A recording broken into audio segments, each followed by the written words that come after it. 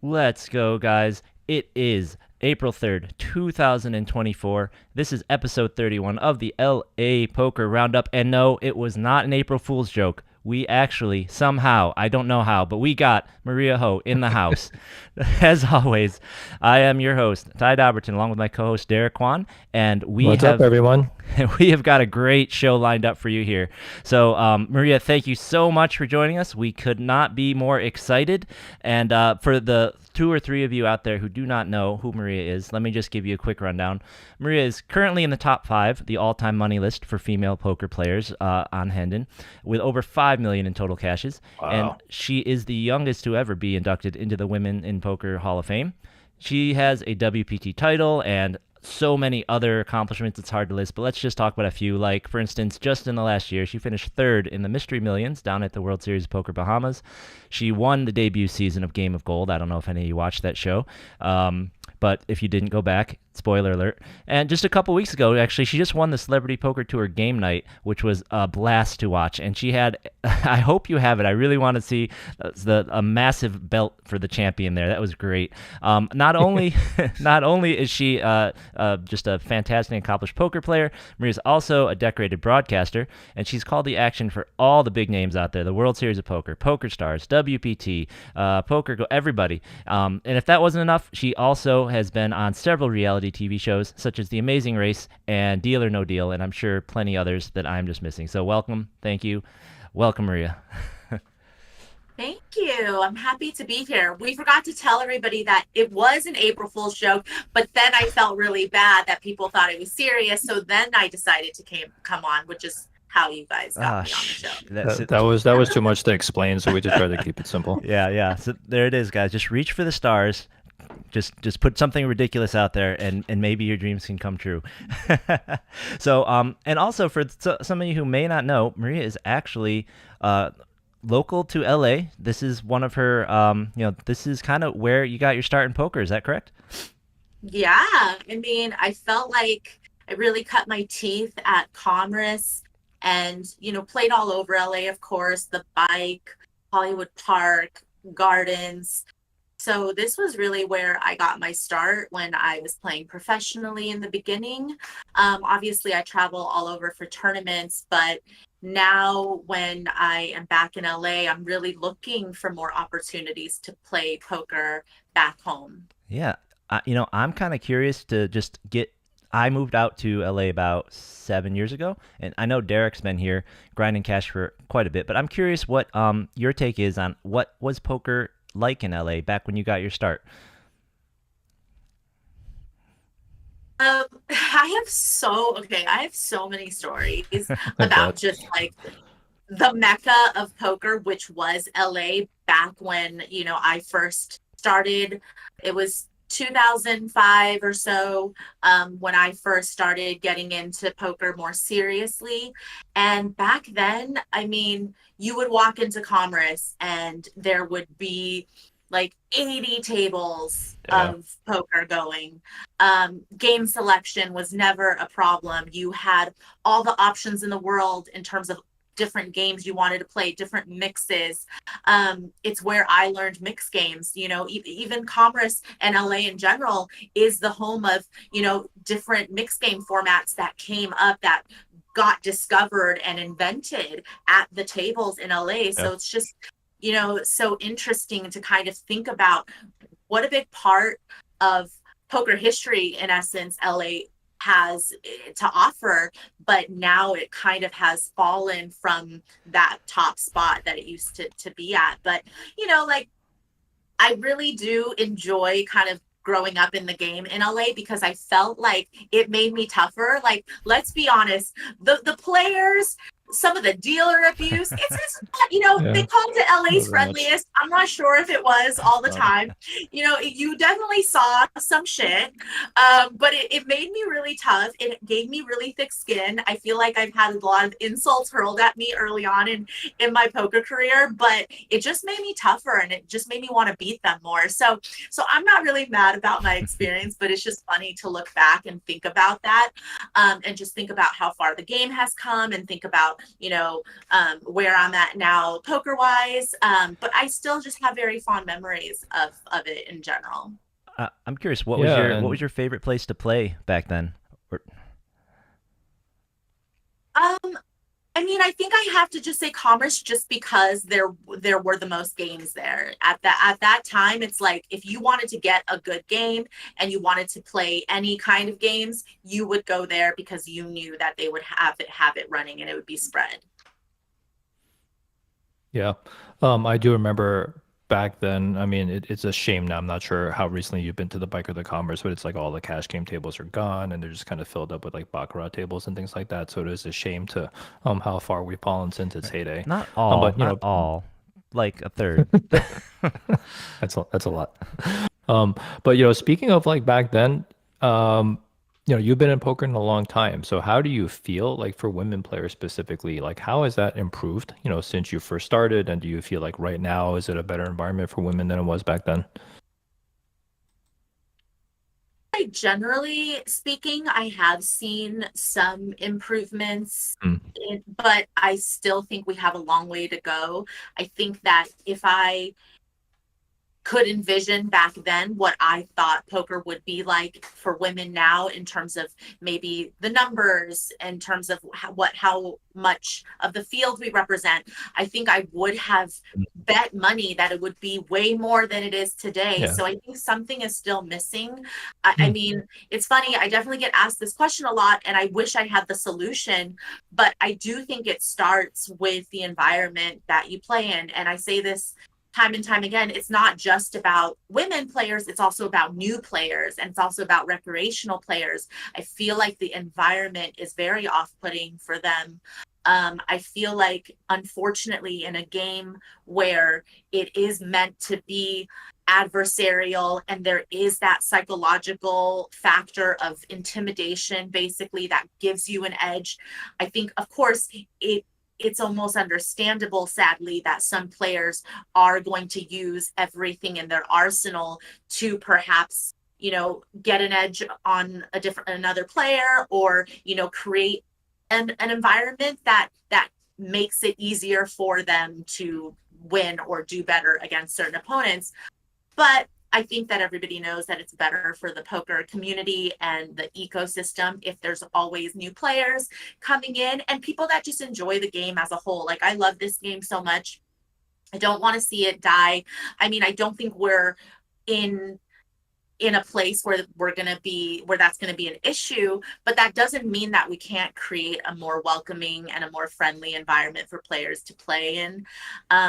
I think that for women especially, once you walk in somewhere and you already feel like a fish out of water, I think the whole experience would be better if, people it became something where you just welcome those new players into the fold instead of being upset at them because they don't know that it's their turn to act, or Yeah. they don't know some of the poker etiquette that's unspoken that you don't learn until you get more experience at the tables. We've all been beginners at one. We were all beginners at one point. We've all been there.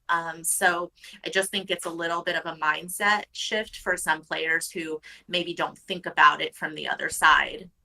Yeah, That's an interesting way, a great answer, because I think a lot of people just say anecdotally it feels like environment is better, it feels like people are friendlier for women, but you're right that it's still an abysmally small percentage of each field. Like I never really thought about it that way, right? yeah. And that's actually like the real thing that we're trying to do is get more women to come and grow the game for them. And it's actually, you're right, it could be completely stagnating since then, and maybe nothing has changed. Now, I've been watching the coverage of the WPT cruise, and they may have actually solved the problem, though, because one thing they've been pointing out is that a lot of the poker out there is like 50-50 women and men. So maybe the secret is we just need a lot more poker on cruises. I don't know. On cruises, Maybe, yeah. maybe that could be it. That could be the secret. So before we dive into LA, the state of LA, what we can do, what we want to see, I have one more kind of question from the past. I've been watching all of the great old main event coverage that Poker Go's been putting on YouTube, right? So I got to the 2007 year. I saw you in there killing it, way back when. And I gotta ask, that run is so incredible. was there anything from that run that really kind of sticks with you still? That anything that's really made an impression through your whole career? And then, how did things change for you after that? Was it really noticeable, or was it kind of gradual? Yeah, I feel like it's funny because when I think back about the experience, it's so hard for me to be able to relive it in specific moments because it was such a whirlwind for me to play that many days in a row and for long hours, and to be deep in something like the main event is obviously such a surreal experience. I never really had a chance while I was in it to like soak it in and to appreciate it and to enjoy it. It was so nerve-wracking. It was such a high pressure situation. I barely slept. It was so hard to shut my brain off at the end of the night. Yeah. And I remember it felt like I was like floating. I felt like I was in a brain fog the whole time. And then I only woke up from it all after I got eliminated because I think I was compartmentalizing and trying so hard to hold all of my emotions in and to keep it together, that it was like the floodgates opened after I busted. Like I was sad, but I was relieved all at the same time. I was like, oh my gosh, like I'm kind of glad it's over because it literally felt like you're holding your breath the whole time because to go from a field of, almost 7,000 players and then every day to see those numbers dwindle and then to feel like you had a chance at life-changing money. It was such a blur to me. Like there were definitely spots and hands that I remember. There was like a very pivotal hand for me where, I had queens and the guy had ace king, but it was a situation where we weren't all in pre.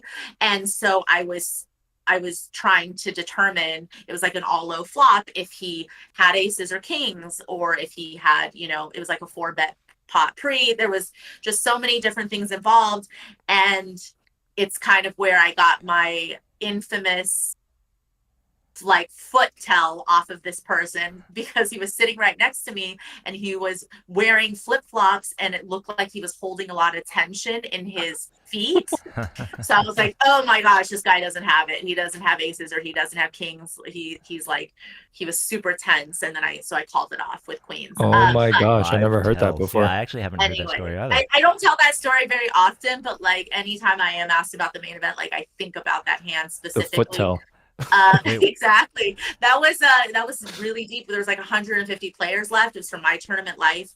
So I will never forget that hand. So wait, was Fedor wearing flip flops in Game of Gold in that hand? Because that hand feels really similar to the one you're describing. And right. I know. I feel like my tip for everybody is don't just wear closed-toed shoes when I'm at your table, Yeah. Absolutely. Yeah, and that was really great. I don't know, as far as like the really highly produced ESPN coverage went, I feel like I started at the beginning of what Poker Go put out. I feel like you were one of the first for them to really highlight, this is the last woman standing. Look how great she's doing. This is, giving all of the women watching something to cheer for. So that was really great to see. Really loved to see your run there. All right. This topic is something that Derek really, I mean, we're both passionate about it, but Derek is the one that creates all the charts and does most of the research to get the numbers on this. So I'm going to let him dive into this guy. I'll pull the chart up for you, Derek. Yeah, so like we were just talking about before the show, it does, we all felt like LA is stagnating, right, in terms of poker growth, but in comparison to other places, right, like Vegas and all these other stops, especially like in Florida and all the things that they're doing. But then when I actually looked at the numbers from pre-COVID, 2019 till now, we see like massive, massive growth, right, in places like the World Series, right? Seminole Hard Rock is up like 60% or something like that since 2019. And LA is down. Like we're actually down almost across the board, the commerce and the bike race. There was one anomaly where one of the Mega Millions at the bike jumped like 60% from like 2019 or something. We're not really sure why, but everything else shows that it's down, right? So it really does feel like we're not really in, like kind of joining the poker boom along with everyone else. So what are your thoughts on that?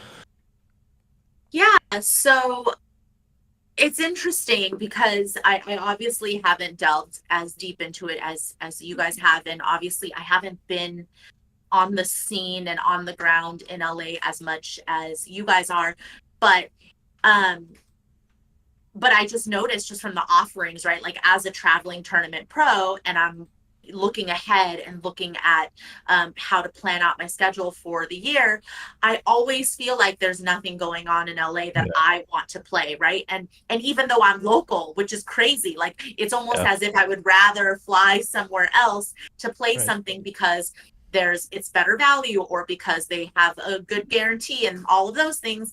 Um, Instead of just stay in my own backyard, which is crazy because obviously, ideally, I would love to be playing at home. And so it's kind of strange to me that whether it's branded alongside a bigger poker tour or not, or it's an independent, I feel like there's just so many examples that we're seeing all over the country.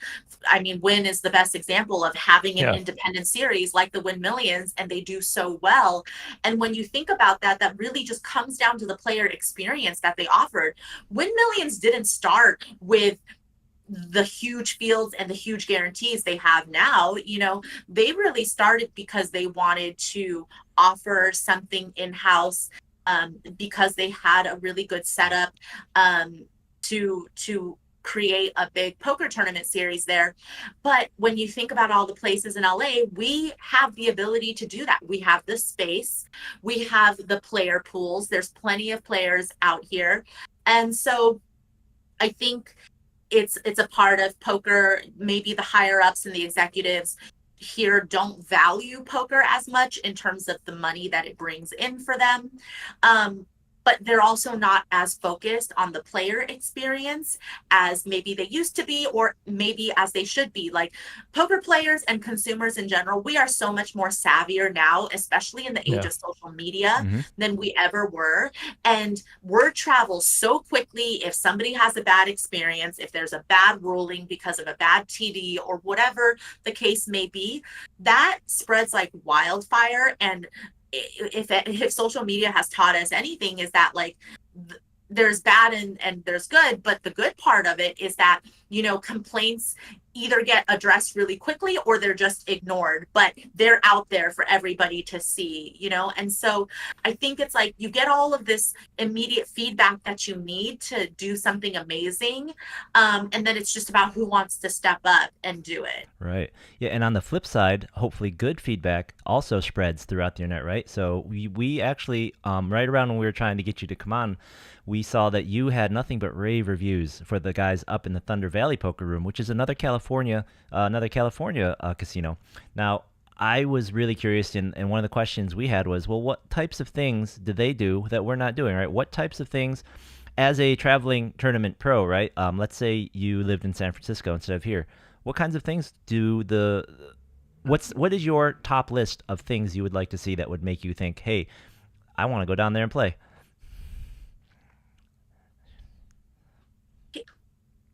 The first and foremost, it just has to come down to how the tournament is run, right? I think like having a nice space and all of those things are just extra.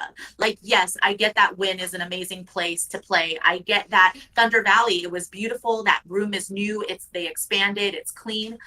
But what it really comes down to is like when you walk through the door, you want that process to be seamless. You don't want to have to wait in line to do any of the things, whether it's to get a player's card for the first time because you've never been there before, or knowing where to go to register. Like the signage needs to be really clear. I talk to a lot of beginner poker players or players that are playing tournaments for the first time, and they don't even know what the process is like. So it has to be very well advertised, and there has to be signage. There has to be like people don't like going up to people and having to ask them where something is, and then if they have to do it more than once, it just gets really annoying or frustrating or complicated for them.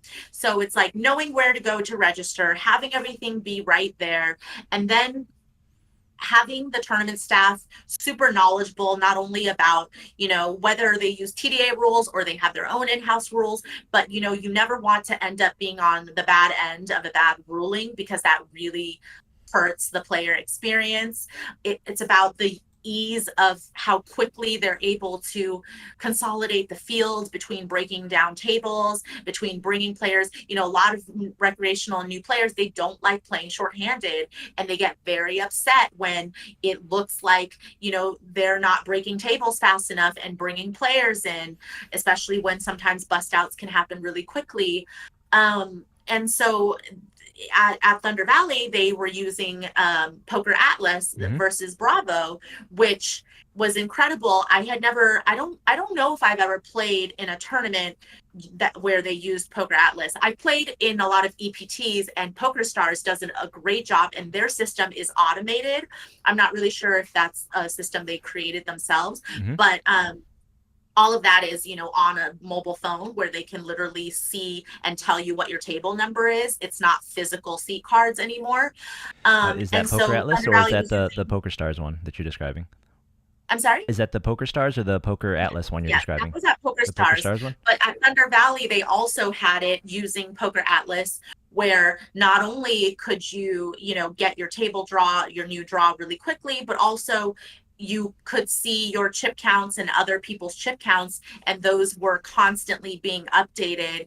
So, it wasn't like they even really needed, they had live reporting, but they didn't really necessarily need it either with how it's all integrated into Poker Atlas. Like, I don't know all of the logistics behind it. I just know that it was very efficient and it made everything run really smoothly. And again, all of the top, TDs and whatever, they were there, between Matt Savage being there, and then of course Ben Irwin, who runs the room up there, and Justin right? Hammer, who was in LA at Congress at one point. So yeah, it's really just about the staffing and how they incorporate new technology into running the tournament itself. It's crazy right now because we are in this booming age in technology, and it feels like all these card rooms and casinos are still so far behind, right? It's like the WSOP is kind of leading with their kiosks. And I'm not sure, if you feel the same, Maria, but I also just sort of feel like the card rooms down here, almost like don't embrace that part of things, not only the technology, but it almost just feels like they kind of almost don't care about the operations part of it, like the things that we actually care about, like what you're saying, right? Is like the efficiency of doing things. Some of them almost seem like they don't see it as a priority, right? And I sometimes I just don't know where they're getting their priorities from. As a really sad example, the bike actually actively took their cash game room from Poker Atlas and switched it to Bravo last year. So sure. They went the other way. They went the other way. So it's so interesting, right? I'm sure there's some financial things that we're not seeing, where maybe it costs more to use the software or whatever. But still, I think it comes down to, yes, maybe things cost more on the back end, but if you get more players in, then you're going to be able to reap those rewards on the front end and rake more and whatever else, And so I think that feels maybe just like it's a short-sightedness. And again, like, people don't want to spend money put money into something where they don't see the return. But again, it's like, no, if you have a good room and you make that experience amazing, people are going to come, and then you will see, like, you will get back the money that you invested into it and then some. And again, I do think that tournaments, like everything else in poker, like any other industry, there's some people involved that have been here since the beginning, and they're resistant to change, right? It's a little bit of the same reason why, when the big blind Annie first came about, people were like, why are we doing this? Like, they were so upset about it, but now everybody's like, this is genius, right? Like, it makes so much sense. But in the beginning, nobody liked it. And so it's very much, I think, just that antiquated attitude of not wanting to change things up from how it's always been done or how they know how to do it, but not realizing that that's going to hurt their numbers or hurt, what people say about playing there and the event and things like that. So, no, absolutely. We 100% Mr. Slugum in chat. And Mr. Sleckham in chat says Bike hasn't submitted tourney results to Hendon in 3 weeks. That's another, Yeah. just like a small thing, right? Just submit stuff to But Hendon. these People care things about that these things stuff. add up. Yeah, these Yeah. things add up. And Yeah. we 100% agree with you that these casinos really need to start seeing a bigger picture, and we really hope that they do. With the huge announcement that circuit events are coming back to Commerce, that they're getting the Tournament of Champions, we really have our fingers crossed that that can be another. It's been like a year and a half since any kind of sponsored or big series has come through. We pray that the numbers just go bananas, and the other venues around see that as like, okay, I see all the people, I see their hotels full, I see all the people at the other tables. This is actually worth it. But my fear is that all those things that you said, if it doesn't go well, this could, instead of being Yeah. like the start of something amazing, this could be like their last chance for a long time. Because if things go badly, if lines are through, if late reg lines or alternate lines are just down the hall, down the stairs, and slow, if they have a bad experience, I'm actually a little nervous because Yeah.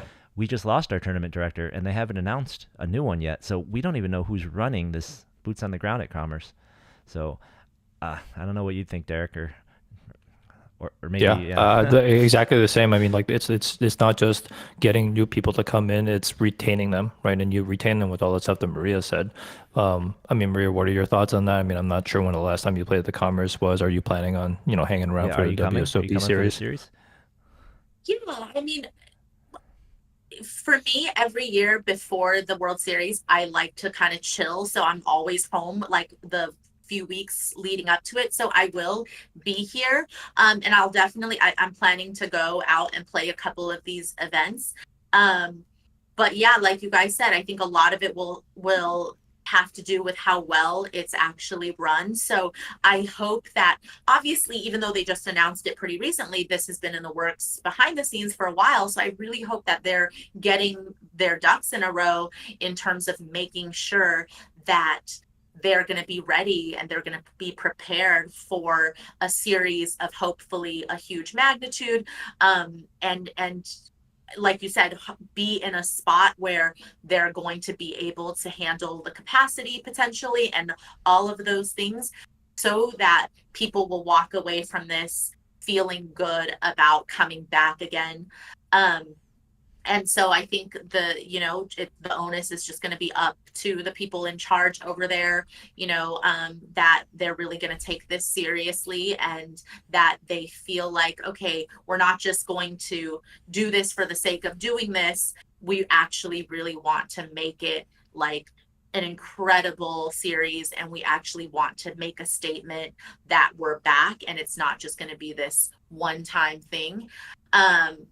So, I mean, I guess we have to see, but Yeah. like you guys said, knowing who's behind it, knowing who's going to be running the tournaments, that would be so important. I hope that they have somebody lined up or have been talking to people, because if they were to make an announcement that some TD that we all know and have had good experiences Yeah. with is going to be running it, that's also going to help in terms Yeah. of just the way that we view it coming in, because I think most of us are going to feel a little bit, skeptical about what it's going to be like. Yeah, I'm guessing. I can't think of any events that Commerce ran the last few years you would have wanted to go to, but I'm guessing you never had the joy of going out and playing in the tent, which they built during COVID. I actually did go. I played LAPC Oh, main event one of the years in the tent, and then the first year out of the tent, Mm, like I played it as well when the fields were like really tiny. I played the main still. gotcha.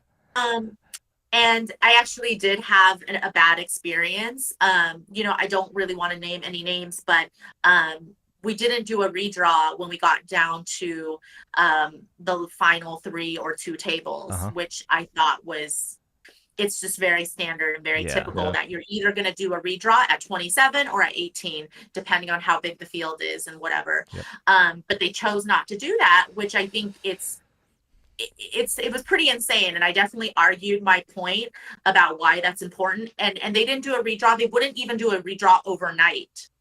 Jeez. So Wow. we came back on a different day after we were down to 27 or 18 To the exact same with the seats. same exact table that we had the night Wow. I don't before. think I've ever I heard don't that think I've ever before. seen that Yeah, before. Yeah. I've never seen that Yeah. before. So I was pretty upset about that, because at that point in time, um, some table draw matters a lot, especially when you're deep in a tournament. And it was very clear that one table was significantly better than the other. Right. And I wasn't asking for special treatment or a favor. This is just typical tournament rules that this happens. And it didn't happen. And so ever since then, I haven't actually played at Commerce because of that reason. I have played a couple times at the Bike, which is Ty, I believe the first time that we met was we played at the same table during one of the Quantum events. I believe it was last year's Mega Millions is the first time that I ever got to play with you. And, I was going to say, I think we may be bad luck for each other based on my sample size of 2. I've played with Maria twice now. Once at the Mega Millions Day 2, and then just a couple weeks ago at the Day 2 of the Win Millions Bounty event. And I don't think that the two of us have been able to stay at the same table for more than 15 minutes so far. She took a horrible beat pretty much right after I sat down and I got my selfie. She took a terrible beat. I don't remember what it was. It was something like you had a pair and they had one over or something. And then at our second table, I just played my hand very aggressively and went runner flush, and I was out. So I don't know. I wish we could play at a table for more than 15 minutes together, but so far it's just not to be. Right. I know. Yeah, and it's like between playing at the Bike versus Commerce or wherever, it all kind of feels like the same, right? There's just a lot lacking. And then when we go to somewhere like the Win, it's like they just have it. Have it together. And I think it's just comes down to how much that property values poker players. And but it can't always be about the bottom line in that sense, because we all know there's plenty of poker players that come in to play poker, but they'll find themselves at the pits, right? They'll find themselves doing other things.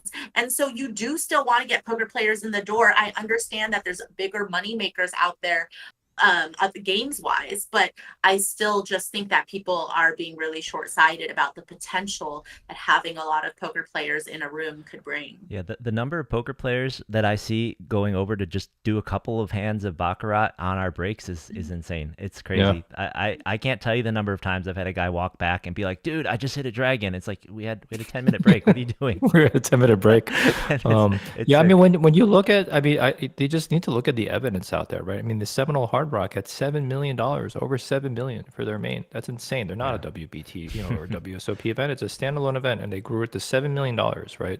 And Florida is a fraction of the size of Southern California, so it's ridiculous. Yeah.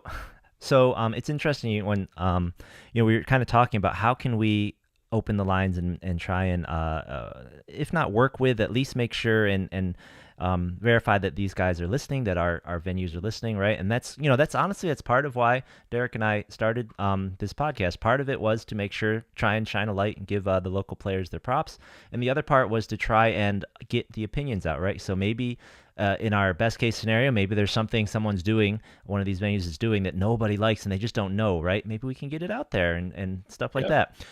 So we've found that, there's a variety of levels. We've started to get engaged with everyone. When DJ was the tournament director at Commerce, we had a great relationship talking with DJ. He was very open to trying lots of new things. But now we don't know who to talk with there. We're trying to find some people to talk with. Down at the Bike, we have Mo and we have Jeff. They are they hear us, but they're a little less open and communicative, right? So that would be great to keep pushing that relationship. I'm not sure.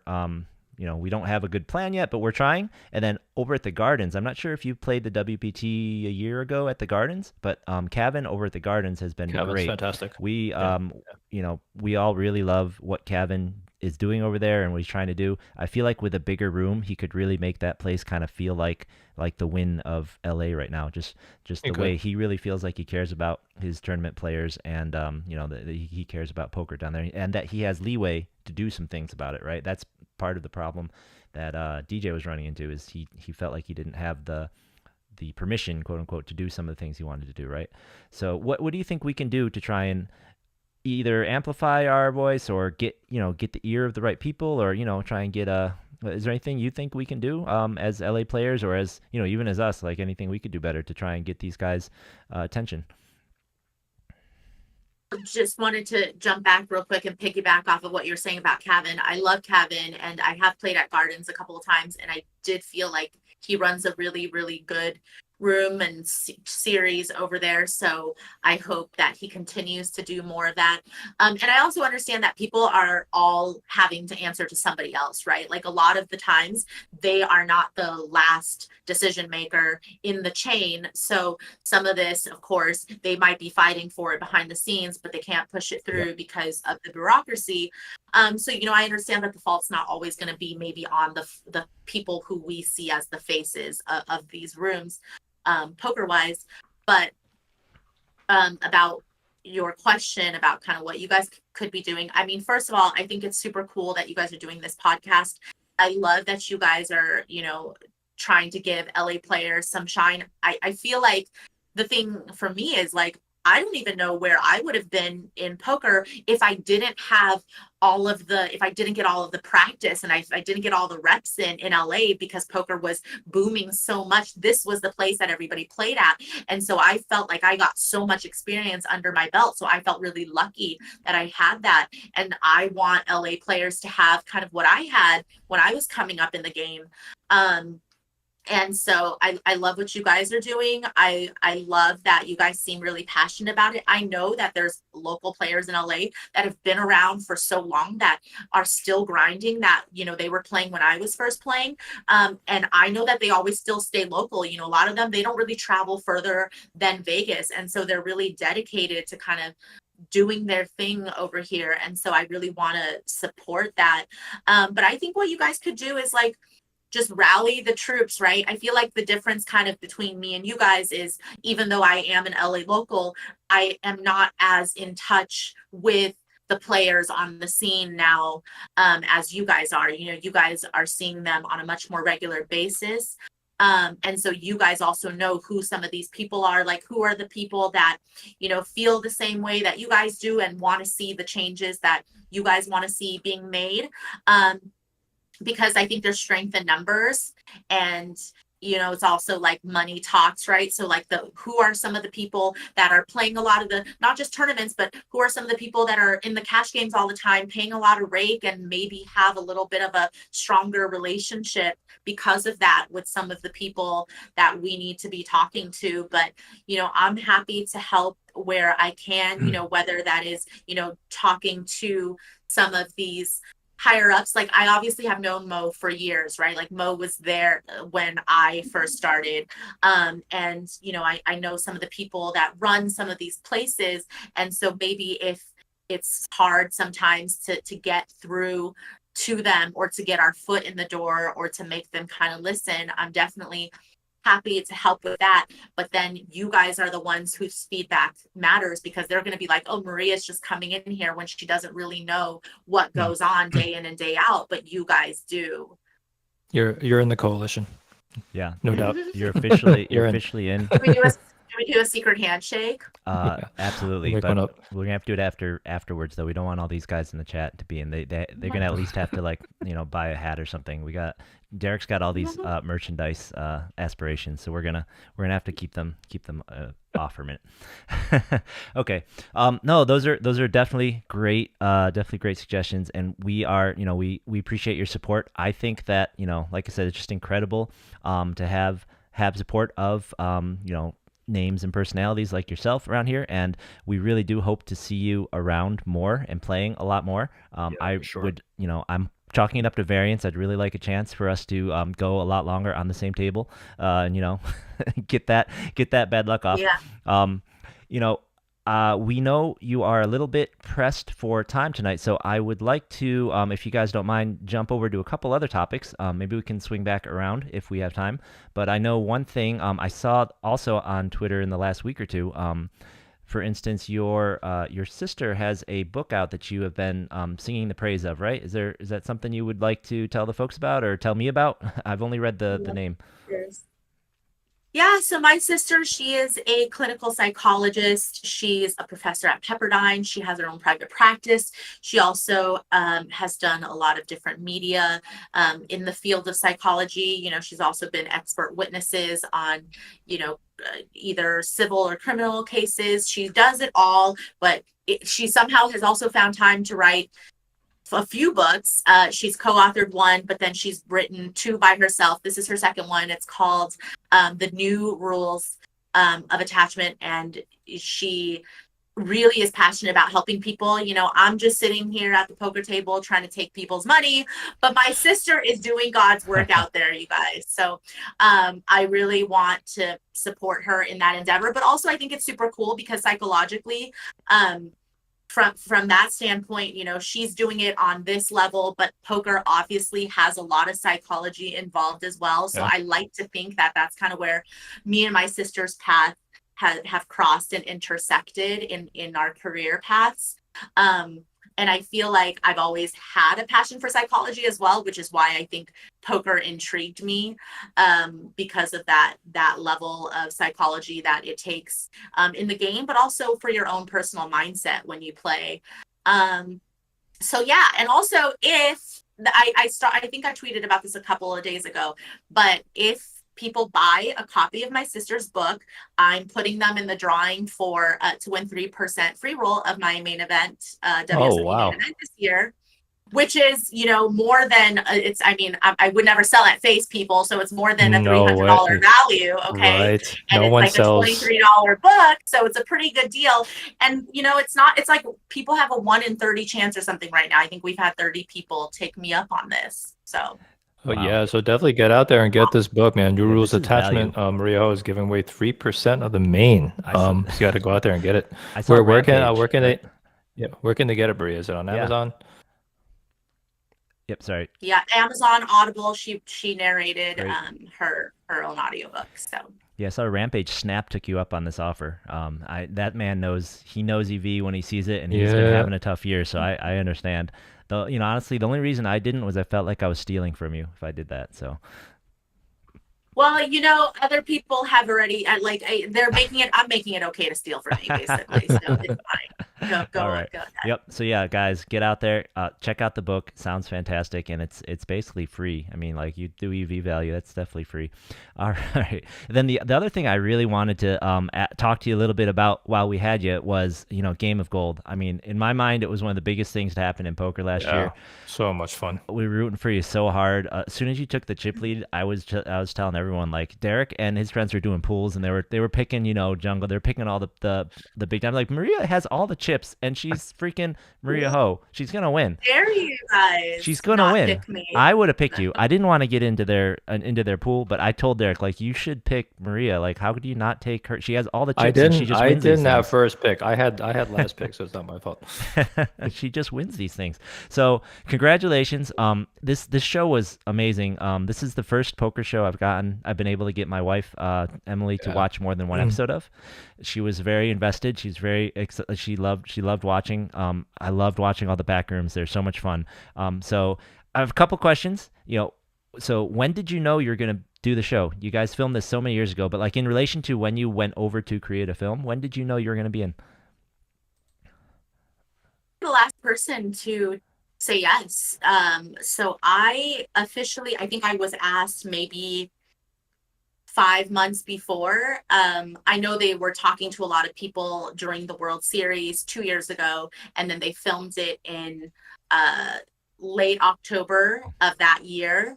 But they had talked to me a little bit before the WSOP, so I had known about it for about 5 months, and then I was kind of going back and forth about going out there and doing it, and then I was like, you know, why not? So I decided maybe a month before. Oh wow, that's crazy. Now, did you guys film in 22 or 23? In 22. In 22? Okay, yep, because I kind of remember Negreanu's cryptic, like, what are these guys doing in Korea posts? So wow, at the last second. So I'm assume then you didn't have an audition or anything. They just asked, like, please come, please come, or Yeah, I feel like I think they had it in their mind. They wanted a few people. So I think they asked those people first, and then they went on to kind of talk to a couple of people that maybe they weren't as familiar with, because as you saw from the show, they definitely went kind of outside of the box in terms of people that they picked. There were some people that people were less familiar with. There are people that play all different stakes, have all different levels of experience, which I think is a really cool part of the show. So they really tried to to do their due diligence to kind of turn over every stone and rock to find some of these people who turned out to be great additions to the show. Yeah, no, I totally agree. I loved that part about the casting, and I loved that part about the show, and it led to some really funny moments because some of the people's demographics were so wild. We got moments like Robin saying that Jungle's not that good at heads up, right? Like that was my one of my favorite moments. We are so old. Like, you are so young that you have no idea that like this is Jungle would eat us all alive. You know? Right, he's like Yep. the best heads up. We got Brad Nesser in chat asking, Maria, do you have any leaks for season 2 of the Game of Gold? Are you returning other players? So all I can say is kind of what's already been out there, which is it's definitely coming back. They're definitely going to film season 2. It has not been filmed yet. They have not decided on the cast. There will be people returning from the first season, but they haven't released any of the names. But you guys will see some familiar faces again from the first one. It might not be filmed in Korea again. Might be filmed elsewhere, Okay. but they haven't really figured out all of those details. But it will 100% be back. My prediction is that Maria's on the show, but she's not a contestant. She's some sort of mega boss, or like I'm picturing The final boss. I'm picturing, or just like in Squid Game, the stop go or the red light green light girl. Like she's just like, you see Maria, if you're on the contestant, you're just terrified she's gonna get you somehow. So I'm also curious. Did you have any details about what you're getting into before you went on, or were they just like it's a different kind of what was this, Poker After Dark, or was this what was it billed as? Yeah, it was they called it Poker After Dark Game Yeah. of Gold, and so that's also why there was a lot of heavy emphasis on sit and go Yep. formats, because that's what the original Poker After Dark was. Oh, that's why. But no, we had no idea, Wow. which was scary but Yeah. exciting all at the same time. But luckily I have had experience in that realm with Amazing Race, right? Amazing Race is something that you have no idea what you're going to do or where you're going to go every single day that Okay. you wake up. It's going to be something different, something new. And so I felt like I was able to mentally kind of handle that. But it's obviously really nerve-wracking to go into a situation and not know what to expect. And they didn't even tell us who else will be on the show. Like, there were some people that you could very easily deduce, like, Right. sure, Daniel's going to be on the show. That makes a lot of sense, right? But they would not reveal any details. They kept us all in the dark. So I kind of like that. Like, we all started from this place of not knowing, nobody Yeah. got any. No, that was Yeah, a, that's fair. that was a really cool aspect too. That was really cool. So you said, it was exciting not knowing what was going on. What was your favorite moment personally, whether it was one of the games or it was, a hand or something? What was your favorite moment? I think my favorite moment is definitely when I swept all my heads up matches. But having to, it was really interesting because I'm not as a MTT player, right? You don't get a lot of opportunities to play heads up unless you get heads up in the tournament, which again doesn't happen very often. And then to get heads up and then win is also just another layer.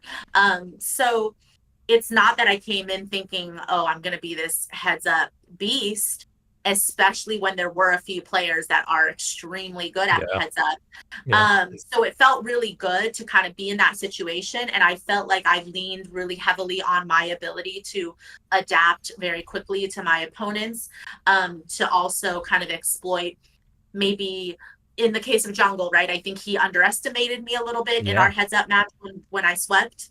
And I also talked to Jungle a lot, which I think threw him off slightly because I think Jungle is so used to him being like, he's the personality when he wants to be, right? But he's not used to getting that back all the time from the person he's playing against. A lot of the times in his heads up matches, he's playing against really serious players who probably are not talking, who probably are not engaging with him.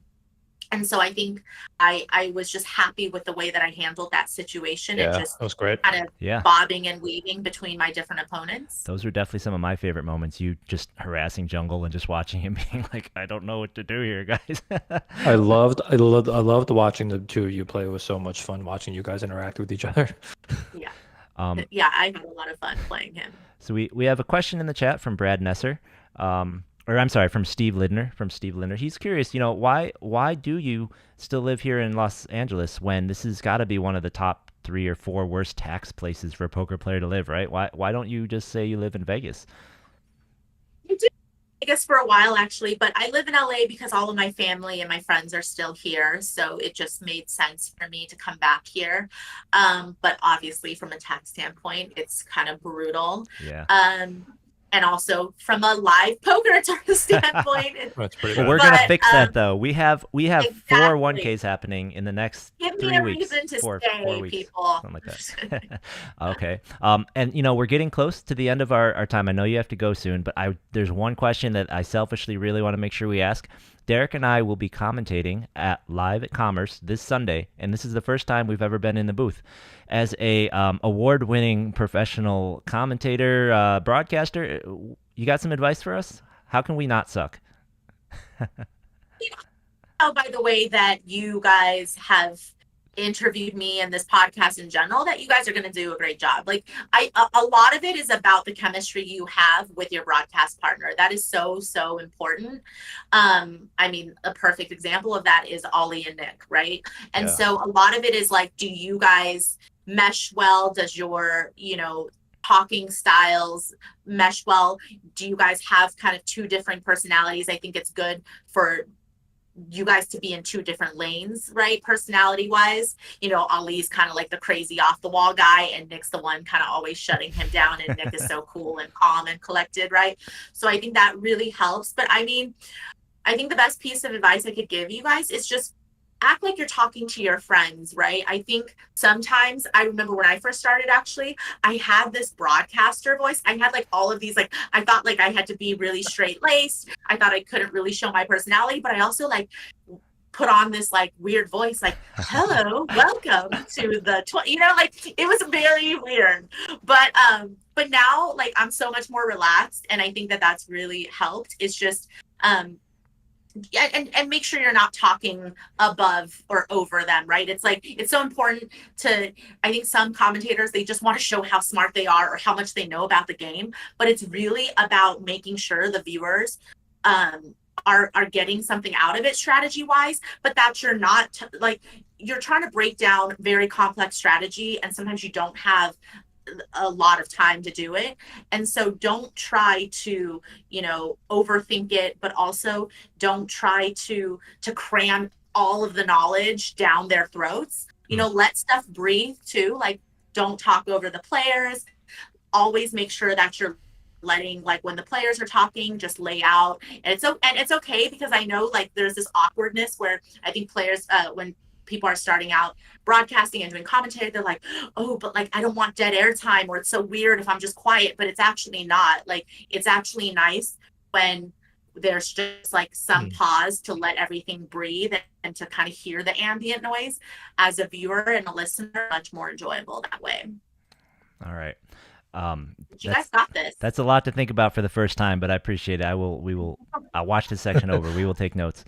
Yeah, that's super important to let people breathe, because I do recognize that when commentators give like the players the room to kind of like talk and converse, right, and just let them kind of talk. It does make the stream more enjoyable. So I know you have to run, but one last question for you. So what's next for you over the next few months? Like what do you have coming up? Well, I'm really trying to take it easy before the series. Normally during this time, I will go to Florida, then I'll go to Monte Carlo, and then Triton asked me to do commentary for their event in Montenegro. But for me right now, it's all about just kind of dialing it back and trying to relax and rest up for the series. But like I said, I'll definitely be playing a couple events at Commerce for the circuit event there. And then I'm just really excited about the series. There's just nothing like it. I mean, normally I have 80 events on my schedule. Wow. So it's like my biggest hardcore, put in tons of volume for the year. So that hopefully I could take the rest of maybe if I have a really good summer, I can just take the rest of the year off. But I'm just excited. Like there's nothing like it. And and hopefully I'll be winning somebody a lot of money when I Yeah. make a deep run in the main event. So yeah. Absolutely. Get Absolutely. out there and get that 3%. Yeah, so we have Danny in the chat saying he really enjoys your commentary on Triton, and we have Marco Polo saying, I don't think that's his real name, saying that it was really cool to see you at the Mega Millions. Apparently last weekend you fired a couple bullets, I or 2 just weeks. fired one. I just One. late regged on day 2. Yep. But I went a little hard. Like I definitely played a couple hands very aggressively. But I was like, I'm either gonna final table this or I'm going home. You know, Good. that's also I think that's kind of the bad part. That is the bad part though about having a poker tournament so close to home. It's like I'm like, well, if I bust, I could just go home and do my thing. Whereas if I traveled somewhere, I don't want to bust because I went all the way there just to play poker. But really I'll get better interesting. at that as long as we have more options. Yeah, that's I'll really get better interesting. at that. Wow. So you see, Derek, that's been your problem the last month. You should just be traveling further to play. That's been the issue. That's how I got on my rut. I He's remember been that. firing so hard.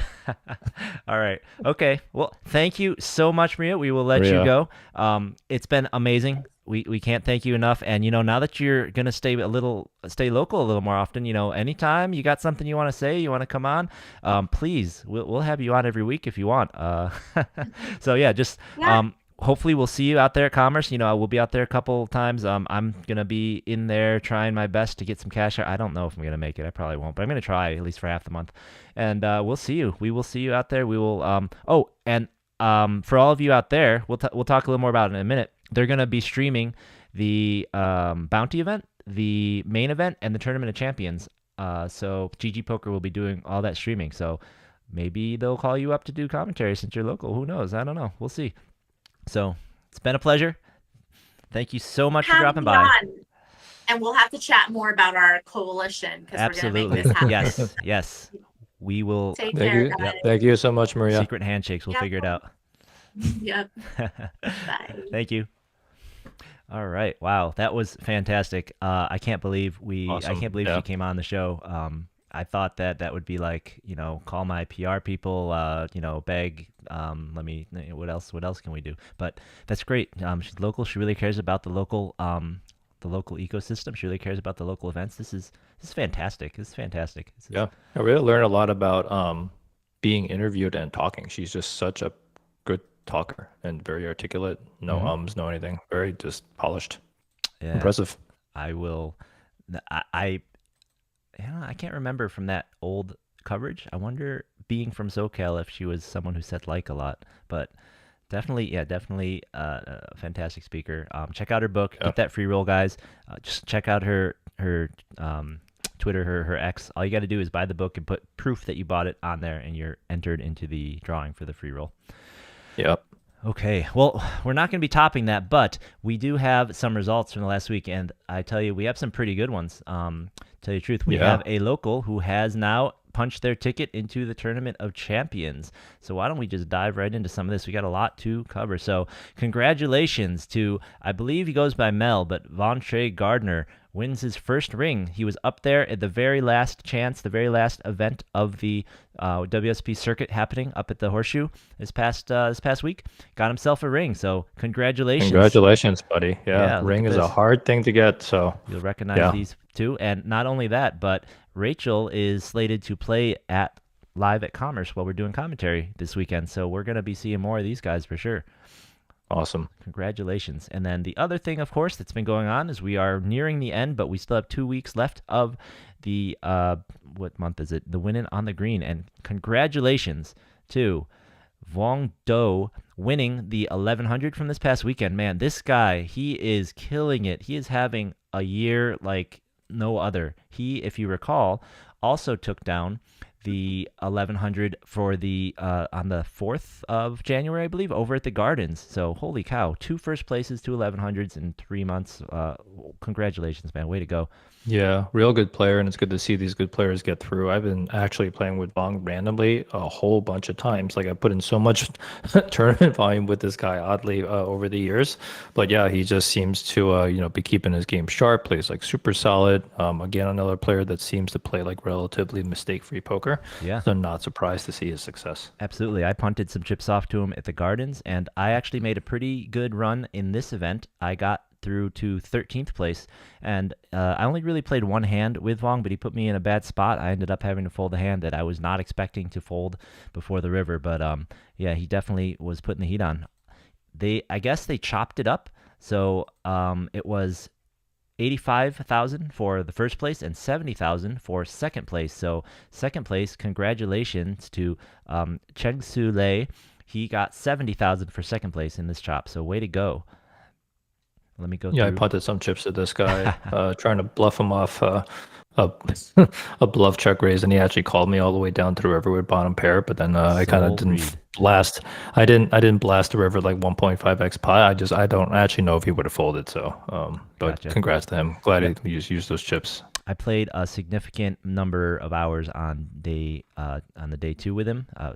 Played very solid all day as well. We didn't really get into many confrontations. I think he stole my blind once or twice, and I think I check raised him once. It was nothing too much. So also up there, and might I add, the structure for this event was fantastic. These levels went to 50 minutes on day two. I came into day two with about 36 big blinds, I think. We more or less came in at 3,000, 6,000 blind level, went to 50-minute big blinds, and I never felt like I was desperate. I really didn't. Even after I jammed my final hand, which I think is pretty standard, I was down to about 16-ish, 17-ish big blinds on the button. I got pocket sevens folded to me, so I just jammed and lost a race. Standard. Yeah. But even then, I'm just thinking about it, I'm like, well, with the structure as it was, I could have still honestly just Min raised. Yeah. just kind of played super slow. I mean, I didn't need to. I mean, like it's totally fine. I'm just saying though, like in this structure, it's like I could have come up with some other arguments. But the rest of the top table here, Martin Carnero got third, Robert Natividad. Oh, that's why I couldn't find him. Natividad got fourth. Evgeny Serenov got fifth. Philip Zangwill, another reg, he got sixth. Seventh was Wesley Morrow. Eighth was Karo Davtyan, and let me tell you, Karo does not like playing with me. He's a nice enough guy, but every time I raise his big blind, he like goes off. He explodes. Right before I busted, he'd been was Paul Chowderson, who got 10th, was at the table, and we were kind of talking a little bit, and I raised, and Caro said to Paul something like, he always raises every single time. And he calls we're in the blinds. I'm small blind, big blind. I think I had like Jack 10 suited. I made it like, a little over 3x. He calls I flop a gutter. It's queen high. It's like queen nine, like 4 or something. And I bet he calls the turn. It's queen 9-3. Turns at 3. I check. He just jams. And like I said, I have 17 bigs, so he just jams into like 10 bigs. So he jams, just smash jams. I fold, and he's like slams down 5-6 offsuit. He's like, "See, yeah, I got him. He's good." I'm like, "Oh my god, this is what I have to play with him now for the end here." It's crazy. Luckily, unluckily, I busted next hand, so I didn't have to worry about him. But yeah, congrats to him. He got eighth, and then ninth was Sathish Francis. So that is going to round out your top table there with Paul Chowderson in the unofficial top 10. But if you look at Congrats, guys. Big tournament. If you look at the cash list, I mean, it's just a laundry list of our regs, right? Just everybody, so many of our regs here. Ira, Rob Gill, just reading the names, right? You have over here, we had Matt Salzberg. You got, I think the other Paul might have been in there. We had, I think there was where is he? Yeah, Mark Spitarelli, he took down one of the events at Commerce. So the structure was just so great. This was a great event. It kind of is unfortunate that the day 2 was on Easter. I think that really hurt the attendance, but I hope it doesn't. Yeah, and also not them. having satellites too, which I think they're going to correct. But man, that was a big mistake not having satellites for this thing. No satellites. It was so obvious. I didn't even like look out for it, and then it was like there on the one of the day ones, and I was like, huh, that's weird. Yep. But we have Brad Nesser in chat is asking a question. Do you think SoCal ecosystem is taking a hit due to other sub ecosystems for poker thriving, or is it more because WPT WSOP is not here? Poker seems to be growing. So my opinions on that is that I don't think it's like a complete zero-sum game, right? Because people don't travel like that far for poker typically, right? So there are like a set of pros. that you travel all over the place, right? But pros, as you all know, are going to be something like 10, 15% of a field, where the rest of the field tends to be what I call like 9 to 5 weekend warriors, right? Type of like amateur regs, right? People that are not like beginners or anything, but kind of show up all the time at the same tournaments. That's the biggest chunk of prize pool. So I don't think other places succeeding is why, right? Because all the other places do actually seem to be growing, right? Vegas is growing, Florida is growing, a whole bunch of places, the Midwest are growing. And these are places that are running standalone tournaments without WSOP and WPT, and they're still growing. So I don't think that it is due to the fact that other places are thriving. We should be thriving with them. I just think that we're just doing a very bad job tapping into the local player ecosystem, right? It's just there's a lot of people that are just not coming out and playing. And to all of Maria's points, she made fantastic points about the things that we can do better. So as soon as we start doing those things better, I think we'll see LA growing. Yeah, yeah, and I totally agree with you. I don't think that other places doing well is hurting us, but I do have a little bit of a nuance. The I feel like the what you're saying about tapping into the local market is especially painful for us at that sub 1K level, and I feel like the LA of old that got the really that got everybody talking about, oh, do you remember how awesome LAPC was? Oh, do you remember when Legends was Yeah. like a $8 million prize pool or something, right? That I think has more to do with all these other things, which includes, like you mentioned, the sponsorships or the large events, the World Series, the WPT, getting people to travel here, and not just pros, but the more serious recs or the ones who want to make it a destination, right? Someone who is like, I can't make the World Series, but I want to go to a really great big event. Now they're going to go to Florida, right? Probably. And it's like, well, why wouldn't you come to LA? You'd come to LAPC before, right? So Yeah. that's kind of where I have a slight tweak on it. But yep. And Yeah. then Fair. yeah, and I absolutely agree with Maria.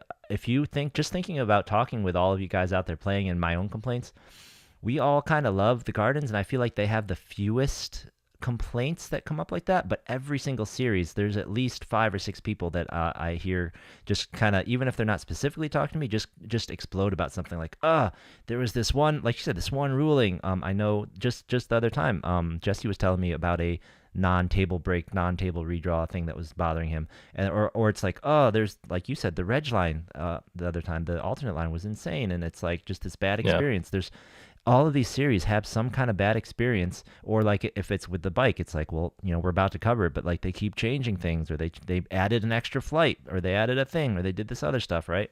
So Yeah. there's always Feels something very that random. just Yeah. makes people not want to go. I mean, she literally said she hadn't gone to Commerce since that table break thing. I mean, Right. how many Right. how I many mean that people that do you that's lose? that's brutal. That's really brutal. And you know what's interesting is I feel like gardens, and not trying to like talk bad about anything, but I feel like their dealers tend to be less experienced, right, than you get at the bike and the commerce, and No, that I agree. hurts. It really freaking hurts when, like some of these dealers are dealing at my table. I also feel like some of the floor people are less experienced than the other floor people, so they kind of can't maybe always rule authoritatively, not saying all of them. But even with all that, right, it feels like you're right, that there are less complaints about the gardens on things that kind of really matter. So definitely Kevin's doing something right. Yep.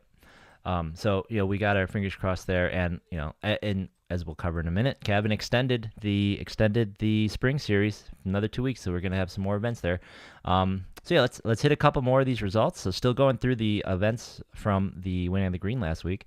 They had that big 1 day 75K guarantee. Prize pool got up to 100 and almost 104,000. So congratulations, David Stewart Levy. It looks like there was a chop at the top four based on the payouts, but congratulations to David for taking the lion's share there. And then Sammy Alarichadi looks like chop for second.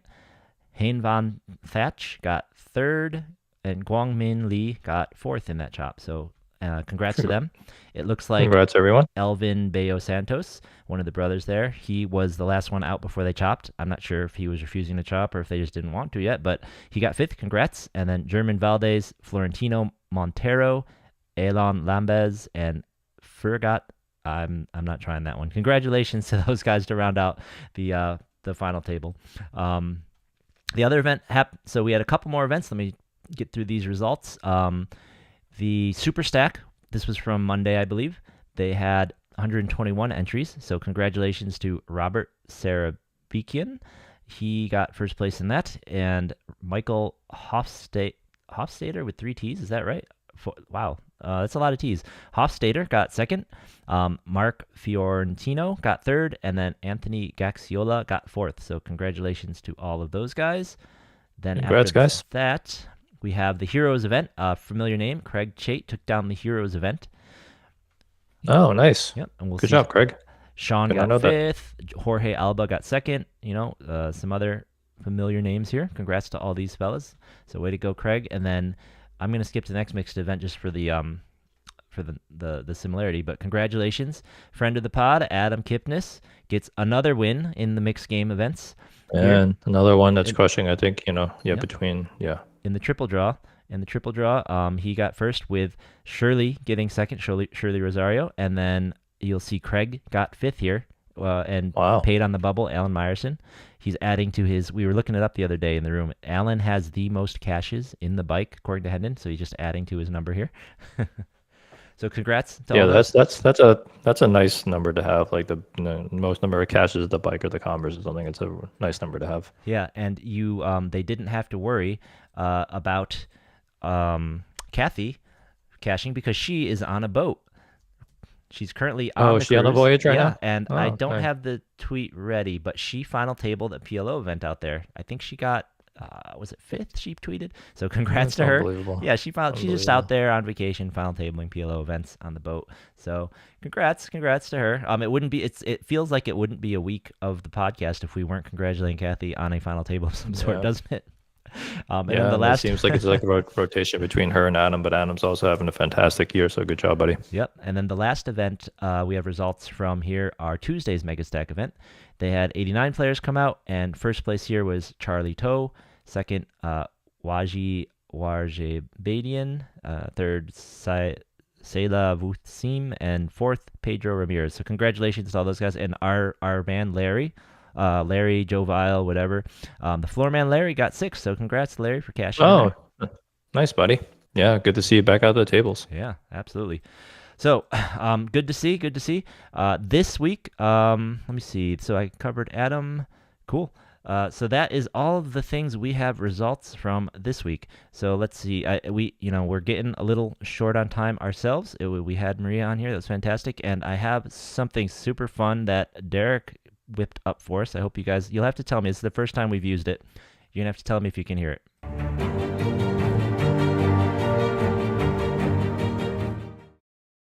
All right. So we have a little opening reel there now for the roundup. So it is time to talk about what's coming up this week. So the first things I want to bring to everyone's attention, though, is that there were some announcements about what's coming up this week, right? Some announcements from the bike, from Jeff. So it seems like Jeff, the tournament director at the bike, is starting to tweet a little more often from his account instead of from Mo's. Yeah, I don't know if this is like passing of the torch or what. But one thing to be aware of is that they have decided to cap the number of double bags you can get during the Mini Mega Billions, the upcoming Mini Mega Billions. So instead of infinite, which honestly could be a lot because one of the flights was 20% bags. If you recall, the opening event had 20% bagging, and somebody managed to get, 6 or 7? I think 7 bags. And the Mini Mega has a lot more flights. So they have decided to cap it at 4, which is a very interesting decision. What do you think about that? There's some cynicalness to it. There is some snarkiness to it. I myself said, well, that seems like better than not capping it, but it's still not the best thing to do. How do you feel about this move to cap this thing? Same assessment. It does feel like because of the complex and confusing nature of this tournament, somebody finds something that's suboptimal and then they put something else on top of it, so it just feels like they keep piling onto this pile of complexity, right? But you're right that it is better than no cap. Yeah. Right? That's like a very first order problem. Too many people bagging, so why don't we just cap it? Yeah. But then it's like the complexity that you introduced. It's like, well, okay, so what happens if somebody didn't get the memo and then they come all the way to the bike and play a flight in which they can't play, right? Like what happens? You turn them away at the registration line, or do you have to like true up or something like that? There's just like now another additional cost of like enforcement of this thing, where again, like we keep asking the questions, is it just better to simplify the whole thing, right? And it's almost like simplifying the tax code, right? Instead of continuing to pile on top of it. I definitely think it'd be better to be simpler. And in the case you're talking about, it would lead to a feel bad, because what would happen is the person would play, they would bag, and they would only get the whatever it is, the 360 or whatever that minimum payout is, and then Right. that would lead to a feel bad. They would definitely not be going Oh, so back. maybe I guess they'll let you play, but then they won't give you an additional bag for it. So that Right. would be, I Yep. guess, instead of banning them from playing. Okay. Yeah, that's what I mean. It's like just it's almost like every single little thing about this tournament we have to kind of talk all the way through and make sure we understand it, and Yep. just Yep. seems super unnecessary. Brad in the chat is not a fan of capping bags. I mean, personally, I think the right way to solve this is, and I mentioned this in one of our Twitter threads, what you really should do is figure out what rate people who double bag are double bagging at and set the bag bonus at that so that there's not an incentive to keep playing, because then it should solve itself. And if people want to keep playing at even money, then let them keep playing at even money, you know? And then the people who are really good will still be beating it and they'll still do it. But, you know, we won't have this it's kind of egregious how big of plus EV it is to just keep bagging and taking the money out of the prize pool. Right. Yeah. Uh, Yeah. So the other big announcement that Jeff put out is that for the mystery bounty that started today, they had 40 people, I think, in the first flight, and they didn't release numbers for the second. They have decided they're claiming it's a correction to an error. I don't know how that's an error, but they've decided to leave registration open until the end of level 9 for each flight. So that means the morning flights now you can register until around 4, and at evening flights you can now register until about 9 p.m. So Whoa. I mean, how late is that going to go? being able to register that late. Well, I don't think they got a lot of extra registrations today, so it may not go that long still. I didn't do the math on this. Let me get my calculator, and I will do that as we're talking. See how many people need to enter this thing for them to hit their guarantee, right? Because they only got, upwards of 80 people today. So 300, so it's 500 per ding. Oh, that's pretty easy. So let's see. They got about 80 so far, and they need to get 300 entries across. So yeah, they'll be all right. They probably got 75, 70 today, so should be okay. Yeah, I think it'll be well. You know what? It is only a Friday flight, right? There's no Saturday flight because Saturday's day 2. Yep, it's today, I am tomorrow, going to try and Friday. I'll try to fire the evening flight on Friday, but I don't love mystery bounties, but it's the only thing going on this weekend. Yep, exactly. Yeah, I mean, I think they should. I mean, I feel like Bike is better than Commerce with their guarantees, but they are still quite conservative in my opinion, right? So I think they should be able to, easily slide in this 150K. And again, I think you and I have said this before. We don't root for overlays, even if they might be good in the short term, because they're bad for poker in the long term. Yeah. Yep. And we've also both said neither of us really love mystery bounties. And you mentioned this before, like you question how popular they are because they keep making them small guarantees in the middle of the week. And if they are afraid of overlay, and that's why they made the reg extend, why do they keep putting themselves in this spot? The last tournament they ran that overlaid was a mystery bounty with a day 2 on Friday. So why are they putting another mystery bounty with barely any weekend day 2s and just like they're setting themselves up to be... This would have been just fine. It would have been fine if you just had day 1 on your last day 1 on Saturday, or day 1 on Saturday, day 2 on Sunday, just like every other freaking tournament everywhere else in the freaking world. I don't even know like what's happening on Sunday. I don't know. It's like all that's happening this weekend is they're starting the mini mega flights that you can only bag like how like 4 times. how did I wouldn't understand the logic as to why they would schedule it like this. It doesn't make any sense. For me, they should have, I don't know. I would have said like maybe you should have put this tournament last weekend over Easter so that its day 2 could be Saturday and you could take Sunday offish, and then put that 1K this weekend as a normal 1K. But then you'd have 2 1Ks back to back. But who cares? And you could do it normal, have it Sunday day 2 that's not Easter. It could have been, I don't know. Anyways, I think like this kind of stuff, like these details are kind of exactly what Marie was saying, right? Like when you have I don't know, like people who just really think these things through, right? They come up with like pretty good things that kind of just make sense. Right now, I'm sorry, just a lot of things across the bike and the commerce don't make sense to us. Yeah, no, absolutely. That's another reason I just want this circuit to smash, because their schedule is just so basic and straightforward. It's just right. It's like, I mean, like that's night. what I mean. Like this is the best schedule we've seen, but the schedule came from outside. It feels like they forced this schedule onto the commerce, or like you're just doing it this way, right? And it's just like they're just asking them to do things like normally. So we're super excited about that. Now, hopefully we are going to have some people from the commerce on, hopefully within the next few weeks before the series starts, so we can ask some questions about their operations and especially our concerns around, like the overflow and what they're going to do if there's like too many people for the ballroom. But that should be a really good conversation. So, even with I think me and Ty spotting warts and trying to call them out in the show, we do see improvements. We do see more engagement, right, from the bike with us than or with the community, not just us, but Yeah. just with the community in general. So I think things seem to be moving in the right direction. Obviously, WSOP coming here is moving in the right direction. So I think the compass is at least going like positive, Yeah. right? Maybe we all have like really high standards. We hope to move a little bit faster, but I do think it's things are better now than they were before. Right, right. No, absolutely. I am hopeful. It's just the engineers in us make us keep pointing out those warts. Okay, Right. so I ran the graphic too early. I was excited, but now let's really talk about what are we going to do this weekend. So as we mentioned, really the only thing happening is this mystery bounty, especially at the bike. The only thing that's really happening is this mystery bounty. Those are day one flights at 11 a.m. and 4 p.m. As we just mentioned, their registrations are extended. You can register until 4 p.m. for the one and until 9 p.m. for the afternoon flight. And those are happening day ones on tomorrow and on Friday.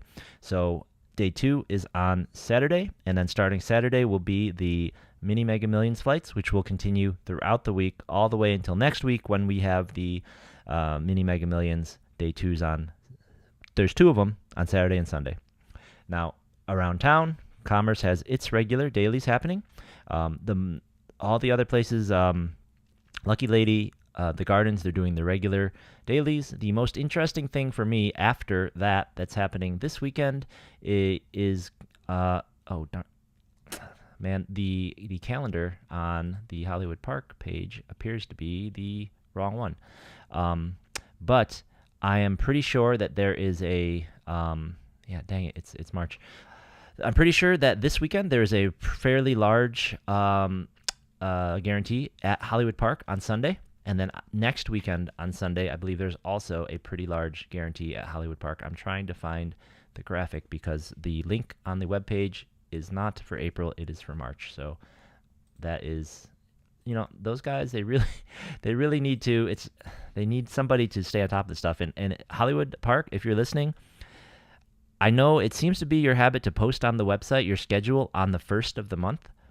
Could you please you can have two links. You can leave up March's schedule, and then you can put up April's schedule a couple weeks before April, and we'll figure it out. It's okay. It's very difficult for people who want to know about your tournaments, and if you have a really great event on the first weekend, it's kind of hard for us to find out about them in time. I don't know. Yeah, and again, I've said this before too. Operations wise, you guys don't have to reinvent the wheel. You don't have to trial by error and see what goes on. Just ask us, and we can ask the community if you want some mass feedback.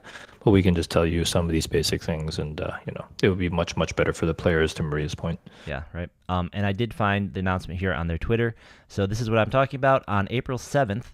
Now, you all, if you are there, while you're there playing, you can obviously just pop open your phones and go over to Commerce Live, because Derek and we will be taking the roundup to Commerce Live. We will be doing commentary. You're not going to want to miss that. But on April 7th, they have a 50K guarantee.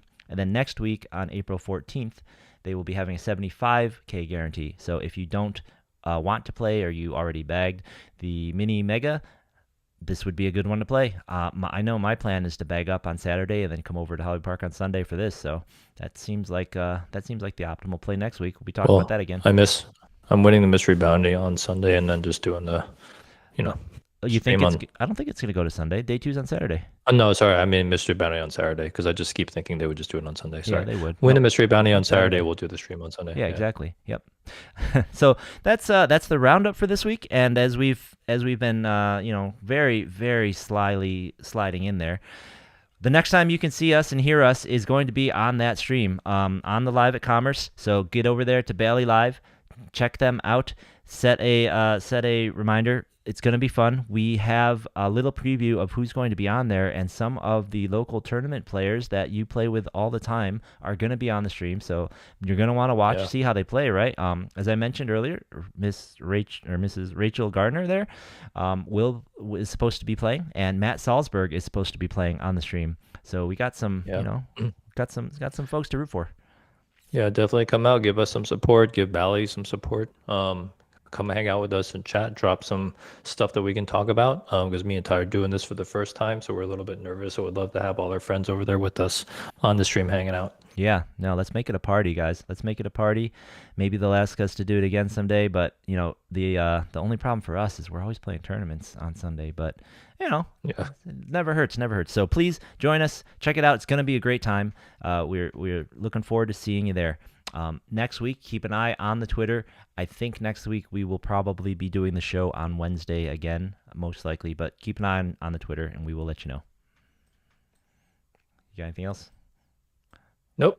All That right. was a good episode. Thank you everyone for joining. All right, that's it. That's all we got for you guys. Thank you very much. We'll see you on Sunday. And then aside from that, we will see you at the tables.